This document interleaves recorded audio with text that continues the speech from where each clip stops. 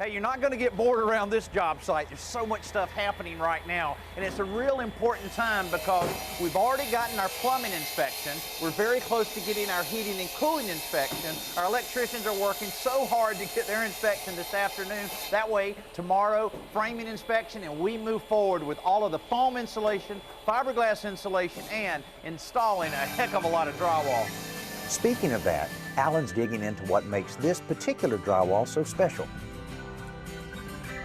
While the wallboard's being delivered downstairs, here on the second floor, we've had this in place for a while simply because we wanted to get this in place before the windows were installed. It gave us easier access. But let me tell you what I like about this. This is USG's sheetrock brand. It's their ultralight panel. It is up to 30% lighter than any wallboard on the market today. That means it's easier to carry, easier to install. Pound for pound, it's stronger, which means it's also sag resistant. It's got a Class A fire rating. What I really like about it, above everything else, including everything I just told you, is the fact that inside the gypsum core is completely wrapped in 100% recycled paper, front and back. That means it also follows our attempt to be green.